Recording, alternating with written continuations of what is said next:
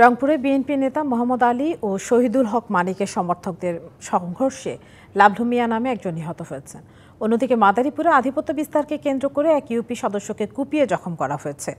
Police জানায়, রংপুরের বদরগঞ্জে ব্যবসায়ী জাহিদুল প্রতিবেশী ইশতিয়াক বাবুর দোকানঘর ভাড়া নেয়। চুক্তির মেয়াদ শেষ হয়েছে জানিয়ে দোকানের তালা দেয় ইশতিয়াক। দুপুরে তালা খুলে দেওয়ার দাবিতে কেন্দ্রীয় শহীদ মিনারে মানববন্ধন ও প্রতিবাদ সভা করতে গেলে সংঘর্ষ শুরু হয়।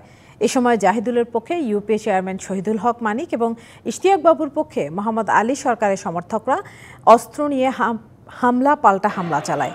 এতে গুরুতর আহত হয়ে লাভলু মিয়া নামে একজনের মৃত্যু হয়। এই ঘটনায় আহত হয়েছেন সংবাদকর্মী সহ অন্তত ২০ জন। এদিকে দুপুর ১টার দিকে মাদারীপুর শহরের চৌরাস্তা এলাকায় ইউপি সদস্য বোরহান মোল্লাকে কুপিয়ে জখম করেছে প্রতিপক্ষের লোকজন। গুরুতর আহত অবস্থায় তাকে ঢাকা মেডিকেল কলেজ হাসপাতালে নেওয়া হয়েছে।